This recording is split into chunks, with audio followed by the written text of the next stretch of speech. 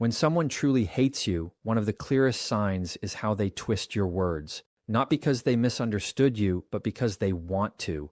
You could say something neutral, even kind, and they'll find a way to make it sound like an insult or an attack. It's not about clarity, it's about control. They're not listening to understand, they're listening to arm themselves. Every conversation becomes a trap. You try to explain yourself, but the more you talk, the more they bend your meaning. It's like playing a game you can't win because they've already decided you're the villain before the match even starts. When someone's heart is filled with resentment, even your calmest tone feels aggressive to them. They'll call you defensive when you're being honest, rude when you're setting boundaries, and fake when you're just trying to stay civil. It's their way of making sure the story always paints you as the problem. Because if they can convince others or themselves that you're the bad one, it justifies their hate. It gives them emotional permission to keep disliking you without guilt. They crave that false sense of moral high ground. It's not about truth anymore. It's about feeding their ego. You'll notice how conversations with them feel exhausting, like you're constantly walking through a verbal minefield. You start double-checking your words before you speak, trying to predict how they might twist them. You stop being yourself because you're too busy defending your character. That's the emotional toll of dealing with hidden hate. It's not the argument that hurts, it's the constant need to prove you didn't mean harm. And after a while, you start realizing that no matter how gently you speak, how clear you are, they'll still find a reason to be offended. That's when you know it's not about misunderstanding, it's about intention. This kind of person doesn't want resolution. They want ammunition.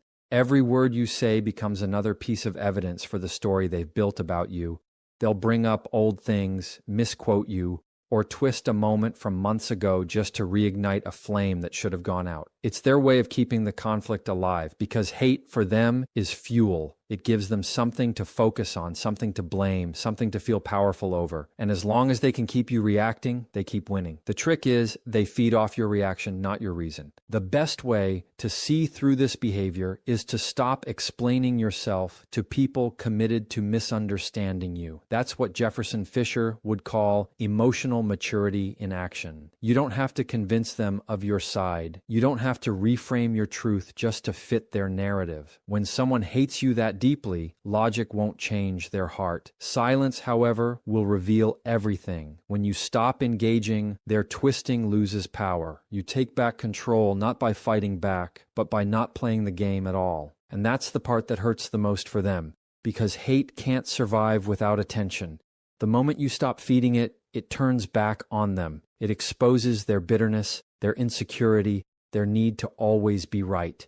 You'll notice their energy shift. They'll try harder to provoke you, to get a reaction, to twist something new, but if you stay steady, calm, and grounded, the truth eventually becomes clear to everyone around them. When someone hates you, they'll twist your words. When you love yourself enough not to respond, they twist themselves instead. One of the most painful signs that someone truly hates you is when they quietly celebrate your failures and pretend not to notice your successes. They might smile when things go wrong for you, not out of concern, but out of quiet satisfaction. When you stumble, they act like it's proof that they were right about you all along. And when you achieve something, they suddenly turn silent, change the subject, or give you a compliment that feels more like a jab. They don't want to see you grow because your growth threatens the story they tell themselves about being better than you. Hate doesn't always look like open aggression. Sometimes it looks like withheld applause. You'll notice how they seem to light up when you share a struggle. They lean in, ask questions, even act supportive, but deep down, they're collecting those moments like trophies. Your pain feeds their ego. It makes them feel superior. They'll never admit it, but they like seeing you doubt yourself because your insecurity validates their resentment. And when you start doing better, when you finally overcome what they thought would break you, their entire attitude shifts. They suddenly become distant, cold, or sarcastic. It's not coincidence, it's discomfort, because your success shines a light on the parts of them they don't want to see. Haters can't stand seeing you win because it disrupts the narrative they've built in their minds. They need you to fail so they can feel justified in their hate. If you rise, they lose their excuse. That's why they downplay your wins. They'll say you got lucky, that you had help, that it wasn't really that big of a deal. They'll twist your effort into something less meaningful just to protect their fragile pride. And what's ironic is that these same people often position themselves as realists. They'll tell you they're just keeping it honest, when in reality, they're keeping it bitter. Over time, you begin to see the pattern. The conversations where you share good news suddenly turn awkward. They'll nod, fake a smile, and shift the topic to themselves or something negative. When you're down, they have all the time in the world. But when you're up, they disappear. That's not friendship. That's quiet hostility disguised as indifference. It's the kind of emotional sabotage that doesn't happen through confrontation, but through inconsistency. They want to stay close enough to see if you'll fall again, but far enough not to help you stand when you do. The truth is, someone who hates you wants your life to confirm their low opinion of you. That's why your progress makes them uncomfortable. It proves them wrong. It challenges their story. It reminds them that they wasted energy rooting against someone who kept going anyway. The more you shine, the more their envy burns. And envy is just hate that doesn't have the courage to say its name. So when they try to minimize your joy or ignore your milestones, don't take it personally. It's not that you're doing something wrong, it's that you're doing something they can't. And this is where your maturity has to step in. You don't need their validation to make your victories real. You don't have to shrink your happiness to make bitter people comfortable. People who love you will celebrate you. People who hate you will question you. The difference is easy to spot, and it's not your job to convince them otherwise. Keep winning, keep growing, keep shining, because nothing exposes hate faster than genuine, unstoppable peace. When someone cheers for your failures and goes silent for your wins, they've already told you everything you need to know about where their heart really stands. When someone secretly hates you, they often pretend to care, but their actions always betray their real feelings. They'll check in just enough to look decent, but never enough to truly connect. They'll ask how you're doing, yet their tone lacks warmth. Their eyes lack sincerity. You can feel that something's off, but it's hard to prove, because on the surface, they appear polite. That's the tricky part about hidden hate. It dresses itself up as concern. They'll offer advice that feels like criticism wrapped in kindness. It's the kind of care that doesn't lift you, it lowers you slowly. You'll notice this when their compliments always have conditions. They'll say things like, "You look good today, for once," or "I'm proud of you, but don't get too comfortable." Their words sound supportive, but their tone tells another story.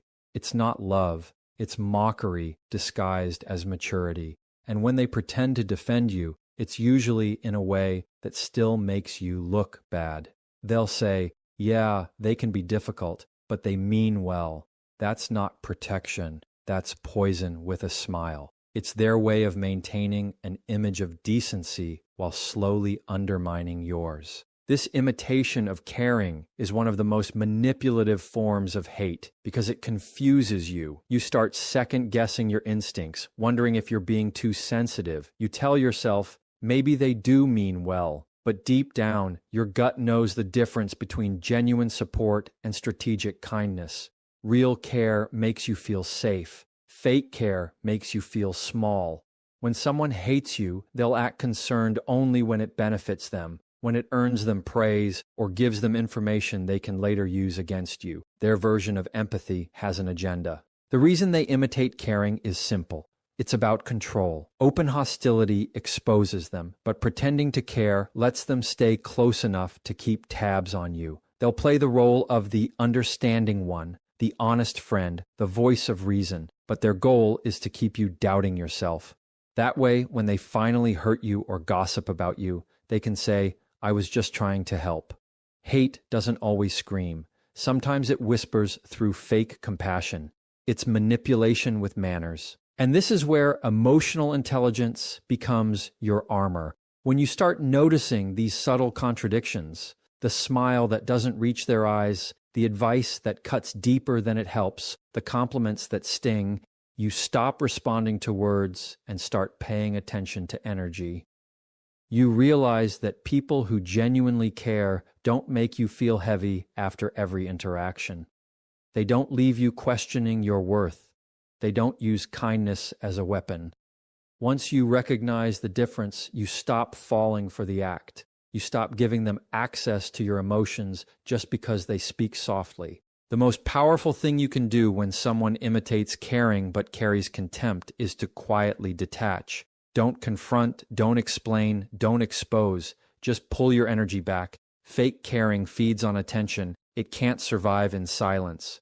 Over time, their mask slips because hate can't fake love forever. Their tone will harden. Their words will lose their charm, and their actions will show what their heart always felt. The moment you stop giving them the reaction they crave, they reveal themselves, and that's when you finally understand someone who truly cares brings peace, not confusion. Someone who hates you will always pretend to care, but never enough to mean it. When someone truly hates you, they'll find subtle ways to silence your voice. They may not yell or openly dismiss you, but they'll make you feel like your words don't matter. Every time you speak, they'll interrupt, talk over you, or minimize what you say. It's not always loud disrespect. Sometimes it's quiet invalidation. They roll their eyes when you make a point, sigh when you express emotion, or give you that look that says, "Here we go again." Over time, these small reactions send a big message. Your opinions don't hold value here, and that's exactly what they want you to feel: powerless. This form of hate hides under the mask of conversation. They might tell you you're too emotional, too defensive, or too sensitive whenever you try to express yourself. It's their way of controlling the narrative. If they can make you doubt your ability to speak up, they win. You stop sharing your thoughts, not because you don't have them, but because you're tired of being dismissed. That's what silent hate does. It makes you edit yourself. You start shrinking your voice to fit the space they allow you.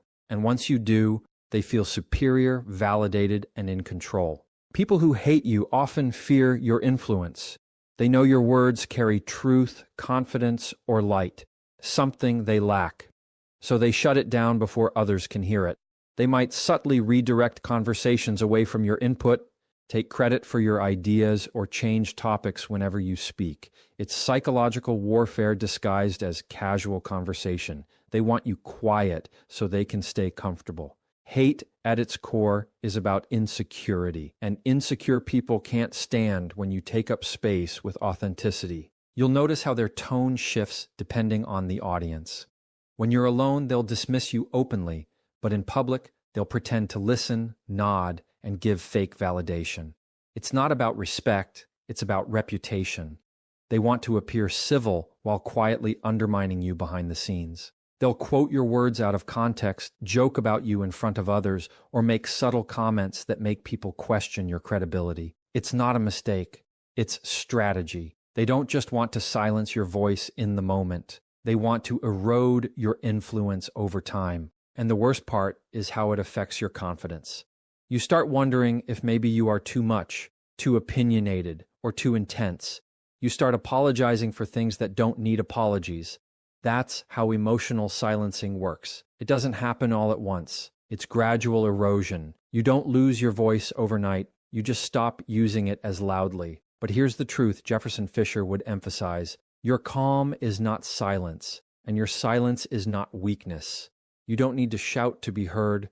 You just need to speak where you're valued. So when someone constantly shuts you down, you don't argue harder. You redirect your voice to spaces where it's respected. You stop seeking validation from people committed to misunderstanding you. The most powerful way to respond to hate that tries to silence you is to keep speaking, not louder, but wiser. Don't fight to be heard in rooms that thrive on your silence. Leave those rooms, because your voice isn't the problem. Their insecurity is. When someone hates you, they'll try to mute you. When you love yourself enough to keep talking, keep standing, and keep shining anyway, that's how you remind them. Silence doesn't win when truth keeps breathing. When someone truly hates you, they don't want your company for connection. They want it for comparison. They keep you around not because they value who you are, but because they feel superior when they're near you. Every interaction becomes a silent scoreboard. They'll highlight your flaws, exaggerate your mistakes, and subtly remind you of the areas where they think they're better. They crave those moments when you stumble because it boosts their fragile self-esteem. Hate often hides behind superiority. It's not always loud or cruel. Sometimes it's condescending smiles, backhanded compliments, or constant one-upmanship. They need you to feel small so they can feel big. You can see it in how they react when the attention shifts toward you. The moment someone praises you, they jump in with their own story, trying to reclaim the spotlight. If you mention something you're proud of, they'll find a way to top it. That's cute, but when I did it, they can't celebrate you because it threatens their position in their own hierarchy. Their hate isn't always emotional. Sometimes it's competitive.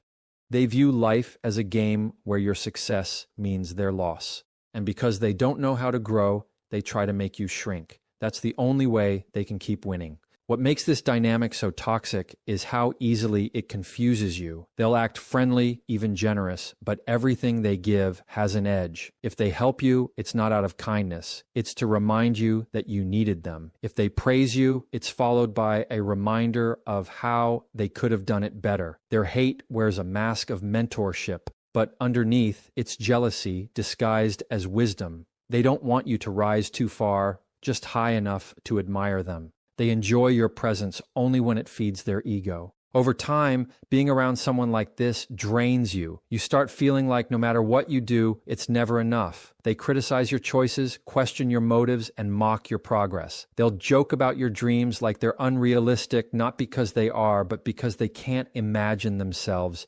doing it. That's the core of their resentment. Your potential makes them uncomfortable. They can't handle the reflection of their own insecurities in your courage. So they tear down what they don't understand, and they do it while pretending to just be honest. It's not honesty, it's disguised hate. What they really want is to keep you beneath them emotionally, socially, or mentally. They'll offer advice that holds you back, plant doubts that slow you down, and pretend they're protecting you from disappointment. But deep down, they're protecting themselves from feeling irrelevant. Hate like this doesn't always roar. Sometimes it manipulates.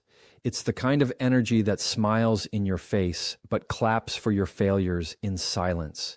It thrives when you question your worth because your self-doubt keeps them comfortable. Once you realize that, their power fades. You stop needing their approval, and without that leverage, they lose their control. The most effective way to deal with people who want you around just to feel superior is to quietly remove yourself. Don't try to prove your worth. Don't try to outshine them. Just distance yourself. When you no longer give them someone to look down on, they're forced to face the emptiness of their own ego. The beauty of emotional maturity is